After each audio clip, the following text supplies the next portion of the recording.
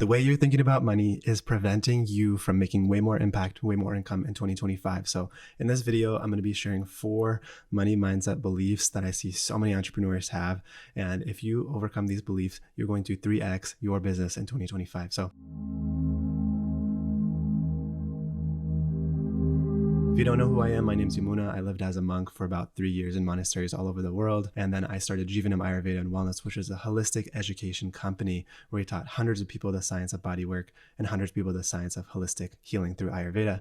Now I run Conscious Business Mastery, which is a growth partner for holistic experts and transformation experts to help them scale their missions to $1 million plus per year using proven systems. So let's go ahead and jump in. I want to get as much value as possible in this short video. So the very first belief that I see people having that's super horrible in their mindset around money is value conflicts. So a value conflict is obviously when you have 2 different ideals that you say that you want, but they actually conflict with each other. So what do I mean by this? Well, let's pull up a few of my favorite teaching tools, which is a Punnett square. So the first Punnett square on the top, we have high ability to generate wealth and low ability to generate wealth. So this is essentially how resourced are you in not just resources, but the resource of creating more resources. And on the other axis, we have high character development and low character development. So I'm going to rip through a bunch of these different beliefs that people have that are conflicting. And so obviously in the top left, we have high ability to generate wealth and high character development. In the top right, we have low ability to generate wealth and high character development. And then we have low character development and low ability to generate wealth, and low character development and high ability to generate wealth. A lot of people, they operate in dichotomies. So what does that mean? They believe either I can have low character development and a high ability to generate wealth, or I can have high character development and a low ability to generate wealth. And again, we're going to rip through a bunch of these, but what about the people who also have a low ability to generate wealth, right? Meaning they're not very resourced and skillful at wealth generation, and they also have low character. There's tons of those. And what about the people who have high character development and who have a high ability to generate wealth? If you could pick between these 4, obviously we don't want to be in low ability to generate wealth and low character development. And we don't want low character development whatsoever. So now it's the choice between high character development and high ability to generate wealth and low ability to generate wealth. So out of those 2, which one do we feel like would be the most helpful to actually pursue and remove as a potential value conflict, right? These 2 different abilities or character traits, I should say, are completely independent of each other. So wealth generation and your character, those are 2 completely different traits. But a lot of the times people link having high character with low amount of resources and having low character with having high amount of resources as innately linked to those 2 categories of wealth. So next one I see all the time is people saying, oh, well, I had to choose between like being a great mother and being a great entrepreneur, right? And that also implies that you can be a bad mother and a great entrepreneur, or you can be a great mom and a bad entrepreneur. And so obviously you can also be a bad mother and a bad entrepreneur, and you can also be a great mother and a great entrepreneur. So out of those 4, which one do you want to choose? Okay. Next one is greedy and generous. So you could be greedy and have a high ability to generate wealth. You could be greedy and have a low ability to generate wealth. You could be generous and have a high ability to generate wealth. And you could be generous and have a low ability to generate wealth. Okay, so nobody wants to be greedy, and there's certainly people with very little resources who have a very greedy consciousness, and there's certainly people with a ton of resources who have a very greedy consciousness, but there's also people who have little to no resources and they're very generous, they're very abundant in their consciousness, and there's people with a ton of resources who are very generous. Out of those 4, which do you think can do the most good? Okay, next one is spiritually developed and not spiritually developed. So again, we can be spiritually developed and highly resourced, spiritually developed and not very many resources. We can be not spiritually developed and have no resources, not spiritually developed, have high resources. Out of those 4, which one do you think can do the most good, right? The next one is fulfilled in core life domains and unfulfilled in core life domains. So what does that mean? It's just this belief that people think, oh, I can either be like really successful and generate a ton of wealth in my business, or I can be like balanced and fulfilled in these other areas of life. Like I can be a great, contributor to my family. I can have great health. I can be great in my spiritual practices, like the other core life domains that are important to you. And there's plenty of people who have very little resources and are not fulfilled in their core life domains because they're not investing in them. And there's also people who have a lot of resources and are completely unfulfilled because of how they live their life and structure it. And then there's also people who are fulfilled with little resources and fulfilled with a ton of resources. So which one of those four do you feel like would be most helpful and most empowering for you to fall under and actually be pursuing in your life? Okay. And then the last one is time freedom. So a lot of people believe that, in order for me to be successful in my business, I'm going to have no time. But actually, if that were true, then the people who, work the hardest would have the most amount of money, right? But we don't see that. We don't see that the migrant farm workers of America or of the world have the most money, yet they, can pull 60, 70, 80, 100-hour weeks, right? And so these two are not innately linked. And at the other end of the spectrum, there's obviously lots of entrepreneurs who have leveraged systems, time, teams, etc., to their advantage and have a lot of time freedom as well as a lot of financial freedom, right? Because they've understood how to essentially get themselves out of the day-to-day and build more leverage within their business. So out of these four categories, do you want to have time freedom and no resource? Have time freedom and a lot of resource? Have no time freedom and a lot of resource, or no time freedom and no resource?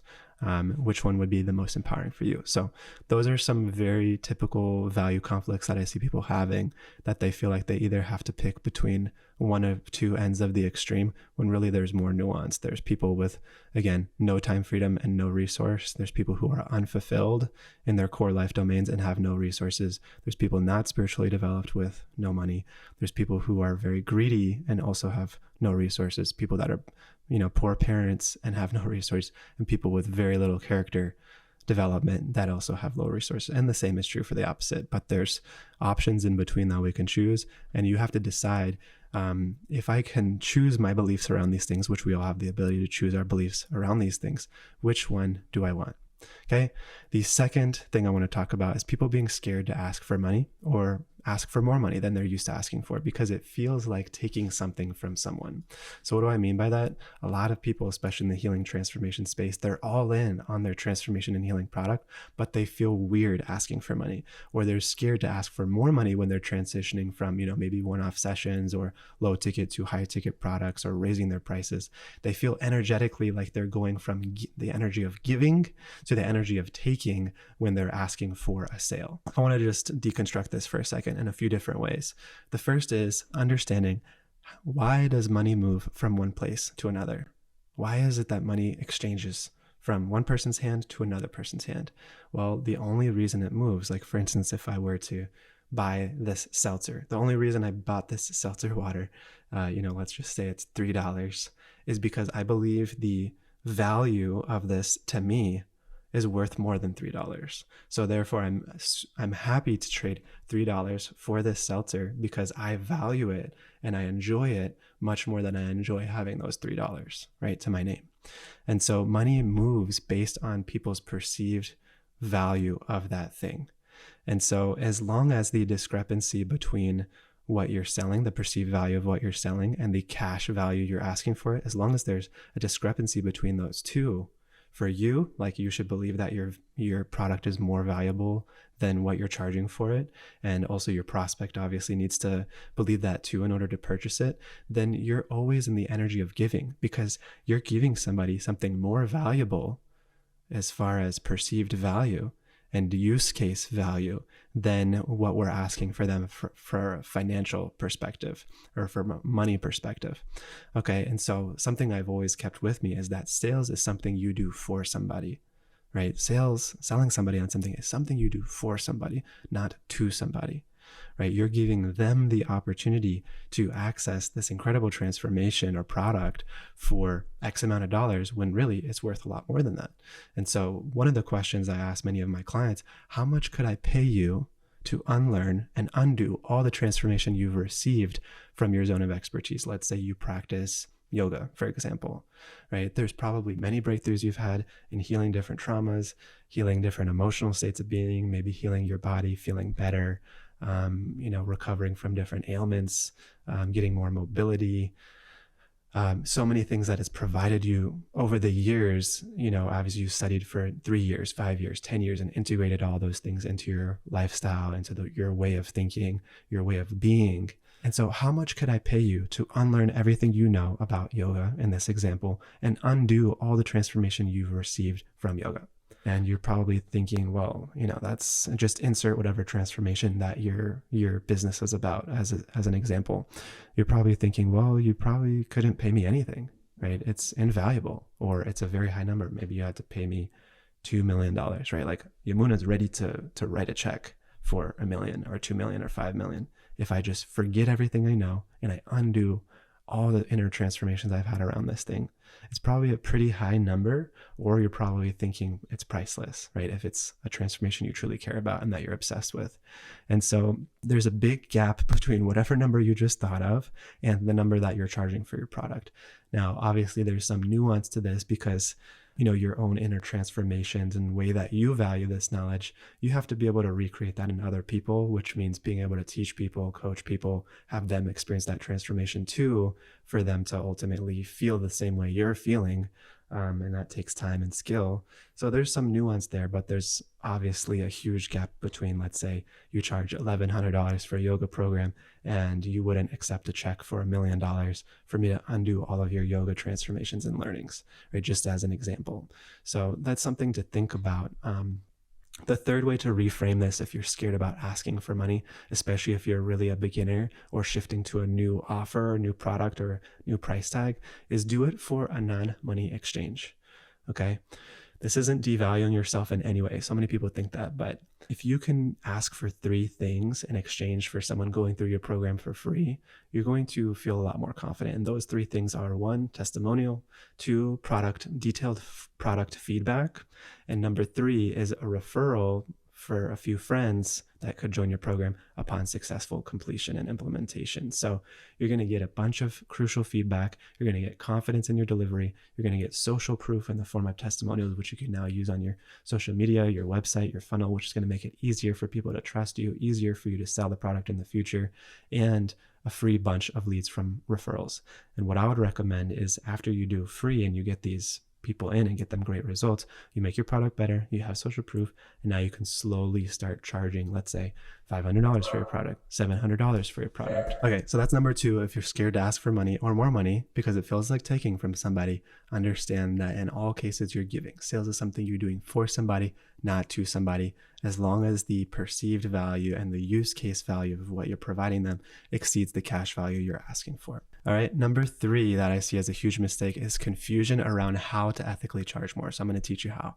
Number 1 is understanding that charging more involves you understanding how to skill stack your way upwards. So what do I mean by that? Well, first you're going to learn pretty general things in your skill set. Let's just say you take a yoga teacher training. Well, there's a trillion yoga teachers that have gone through yoga teacher training. So you're kind of a commodity in the marketplace. What can you do now?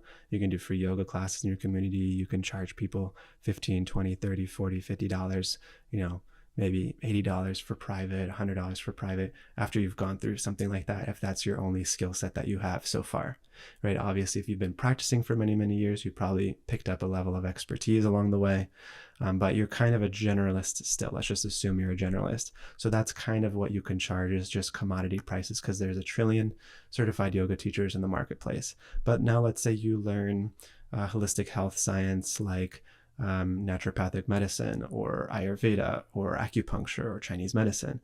Now you're stacking that with yoga. Now you can provide consultations that include yoga, that also include Chinese medicine or herbs or different things like that. You can guide somebody through a longer term health transformation experience. So now you're becoming more luxury, a premium product. So, you can charge $150 for consults, $200 for consults, or packages of consults, right? But then now let's say you learn like a deep life coaching and kind of psychosomatic release through different coaching modalities and psychological release mechanisms.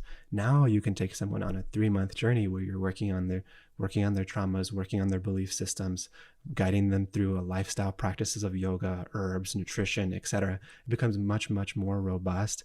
And so you can transition from kind of offering one-off sessions and like packages of sessions to having a more premium high ticket product. But that involves skill stacking. So either you're going to go really, really deep on one thing to the point where you're very premium. Like if you studied yoga and so many different styles of yoga for 10 years and tens of thousands of hours of training, then obviously you're no longer a generalist, and you can kind of get away with not having this like diversification of your skill sets. I still recommend it because it makes you more unique, rather than like just being a yoga teacher. But obviously the more and more expert and integrated you become in one singular practice, it also applies. But if you just keep your skill sets at the same level that a trillion other people have their skill sets at, and you don't uniquely package it, you don't create a custom journey for people, then you can charge commodity prices, and that's it. You're going to be a generalist, and that's okay. There's nothing wrong with that. But if you want to ethically charge more, you're going to either need to become way more expert at what you do in one thing, or become expert at multiple things and then skill stack your way upwards. So the other thing I wanted to mention here is the compounding flywheel of pricing. So this is a way to understand how charging more is actually one of the best things you can do if you're skilled at what you do. So for instance, if you increase your prices from the client's perspective, here's how it benefits them, right? We might think, oh, I'm making this less accessible for a lot of people. But here's what happens. Here's how you benefit your clients when you raise your prices. One is the client's going to work harder. I believe that every price is a portal, and every program has a certain pricing that is like a transformational set point for your prospect. So for instance, going to a $5 community yoga class, it's not going to really inspire like, I have to be there and I have to like give my all in this yoga class, versus if you sign up for a 5-month yoga transformation program that's $5,300, for instance, the difference in effort and buy-in is going to be very drastic between those two examples. So people work harder, and there's a certain amount that if you charge, people don't want to lose that. They want to give their all in your program, and they're going to take it a lot more seriously. So this means they're going to get better results, right? Because they're more bought in. Now, another benefit to your client is that they perceive the product as more valuable just by the price being higher. So giving you an example, there's many studies that have been done on pricing, but for instance, with wine, they gave 3 different types of wine to people. They said, here's our cheap wine, here's our medium price wine, and here's our luxury or high price wine. And we want you to describe what you're experiencing for each of these. And so they did this study, kind of blind study, and the people who had the low price wine, they said, oh, it's not very robust. It kind of has a dull flavor. I don't drink wine, so I don't know how to describe this for you all. But the people who drank the high price wine, they said, oh, it has so many floral notes, and it's so premium and luxurious, and it really makes me feel wonderful. And they just had all these fancy ways of describing it, and they said it was a much better product. Well, it ends up that all 3 of those wines were the same wine.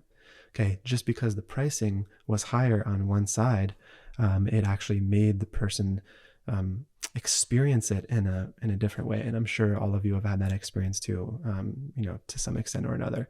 So I'm not saying to, just charge more because there's a psychological value of your clients perceiving the product as more valuable. This doesn't mean to price it based off of this, but I'm just saying that is one component that plays into how this benefits your clients. And then also on the other end of your clients benefiting from higher pricing, usually clients that pay more are less demanding. Lower prices attract people who kind of expect the world and expect everything for nothing, right? And this is obviously a generalization, but you speak to anyone who's done low ticket or a lot of one-off sessions over a long period of time and then transition to high ticket, they see a clear distinction between the quality of the consciousness of the person, right? They're just looking to get things for free or for low price, because that's the type of shopper that you're attracting with low pricing. It's like the commodity shopper, and it's like just pushing the price downward and downward, trying to get more and more and more for less, right? Whereas someone who's really in a mindset of, investing in premium price things, it's going to be a much different approach for them. Okay. And now, how does higher pricing benefit your business? Well, you're going to have more profit, right? You're going to have more impact because your clients are going to get better results because they're more bought in. You're going to be able to use your profit to reinvest in your product. You're going to be able to reinvest in your core education, again, skill stacking, more skills, and making a better experience for your clients. You can hire a team for better delivery. So you could have guest teachers that you pay to come in. You could have client success team that's going to guide your clients through a more luxurious one-on-one implementation pathway. You can make more money per client, which means that you don't need to have as many clients to hit certain financial goals, which means you can focus more on each client while being at your certain financial goals that you have for yourself. And again, you can use your profits to reinvest in business side of things like systems, ads, et cetera, that are going to give you time back now that you have higher profit margins per customer. So those are some of the ways to clear up confusion around how to ethically charge more. As you grow, it's the only way to make a world-class product is by having many, many people go through your product and continuing to make the product better by reinvesting your profits into yourself, your systems, your teams, your delivery, and then you're going to get better client results. When you get better client results, it means you could potentially charge more for it if you wanted to. When you charge more for it, then your clients are more bought in, which means they get better results, which means you have more profits to reinvest. And it's a very virtuous cycle of compounding, compounding benefits as you increase your pricing. Okay, so something to think about. And then my last point is number 4, which is people feel like they don't need more money. And I get it, being in the healing transformation space, having lived as a monk for many years with $200 in my bank, I was like, well, I don't really need much money. And, as I transitioned out of my monastic phase of life, I kind of saw like, wow, it's really, just speaking for myself, right? Not about you. It's really short-sighted of me to actually think about money this way. And I still had a ton of hangups about money at this point, don't get me wrong.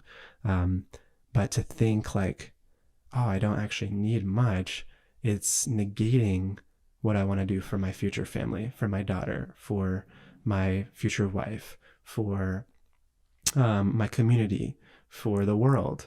And so as long as you're just thinking about yourself, of course you don't need much more money. Of course there's not much of a drive. But a lot of people who are in the healing and transformation space, I get confused because they say they have big missions and they say they want to help a ton of people. But do you think you can help way more people with more resources, or do you think you can help way more people with less resources? And so as long as you're making it about you, of course you don't need more. But as soon as your vision expands beyond yourself to your family, to your community, to the world, you need a lot more money. Okay. And even just putting that aside, like, even if you're fine, what would it look like to have more help around the house, to have regular body work that you're receiving, to go on more personal retreats, to invest in more education for yourself so you can show up better for your clients, to have higher quality foods, to have higher quality vacations, to have a team that you can hire to support you so you can really be in your zone of genius. These are all things that require money. And so it always confuses me when people want to make way more impact, but they kind of negate the very, very real use case of having much more wealth in order to be the person that can steward thousands of people or tens of thousands of people. Every great saint, even renunciates that never needed money for themselves. They knew the power of money in their mission. And, not to make it a religious commentary, but they knew the power of money. And so they had their disciples, they had their organizations, steward that in an incredible way so they could spread their message. So the last point I'll make here about not needing more money is we only earn to the extent we need, but need is an arbitrary amount based on your parents' belief around money, right? So when you were growing up, your parents needed a certain amount of money to pay the bills and to maintain whatever lifestyle you had. But that varies so incredibly greatly across different families, and different cultures, different parts of the world. So some people, their need number is $1 a day, and they can feel like they live a happy, fulfilled life at $1 a day, right? And other parts of the world, you might need to make $20,000 a month to meet your basic needs for your family, right? And so need is, and again, you might cringe at that, those examples, but again, need isn't actually a objective number It's a subjective number based on your parents' belief around money that you've inherited now as your kind of financial set point. And so what a lot of people will do is they'll earn and earn and earn until they meet what they need. And as soon as they have what they need, they put less effort in and they go back down. And then they kind of have this income roller coaster going up and down. And then as soon as they feel the pressure of not having their basic kind of needs met, then they do a lot more core activities to make money and they go back up to meeting their needs. And so it's amazing. You see, like, I'm sure you know many people and maybe yourself, anytime you've needed money for something, you're like, oh my God, an unexpected bill. Oh my God, like this thing came up, or a medical thing, or whatever it may be. You found the money for it because all of a sudden there was a need. But that ability to become resourceful and generate more wealth is always there. And because you haven't set a real mission, because you haven't made your higher aspiration and vision and mission a need in your life, it's just kind of like a nice idea, you will not drive yourself enough to actually generate the wealth you need, because you're just thinking about having your core basic personal baseline needs met based on your family's beliefs around money. Okay. And based on your family's financial set point, not based on your visionary, aspirational, missionary identity that you want to develop. So something to think about is you need to reset what your need line is. Let's say your need is $3K a month, and what you want to be making in order to make way more of an impact in the world is $12K a month. Well, now you need to set that $12K a month as your need line, and you need to create a higher visionary line for your internal budget of your mind. So hopefully this makes sense. The 4 points again are understanding the value conflicts. Don't mistake having a high level of resources or lower level resources as innately linked with low character development, high character development, being a good parent, bad parent, being greedy, generous, etc. Don't be scared to ask for money because it feels like taking. Understand that in all cases, if what you're doing is more beneficial than the money you're asking for, you are giving. And my dog keeps barking. So the last points here, compounding flywheel of pricing. So as your price increases, your clients get better results and you have more profits to reinvest into your business. You want to skill stack your way upwards so you can charge more if that is one of your goals. And everybody, just number 4 is everybody makes what they need, not what they want, because they've set themselves up financially, mindset wise, based on their parents' needs, not based on your own personal visionary identity of where you want to go financially. So don't make these mistakes if you do want to make more money in 2025. And I hope this video was helpful. Like, comment, subscribe. Would love to hear your thoughts, questions, disagreements below. I always read the comments, and I'll see you in the next video.